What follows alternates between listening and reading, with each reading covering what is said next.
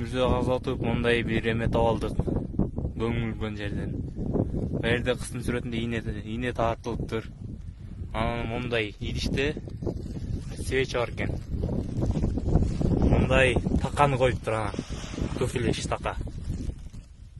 Анан мына баякта кайсы бул? Анжелика окшойт бул. Ошонун сүрөтү коюлуптур. Ийнелери сайыптыр монтип. Анан баякта тустар жүрөт. Баякта чаач. Дагы эмне? Кошка деген эмеси бар экен.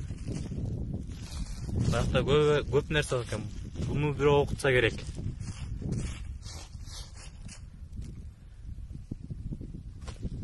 Мындай.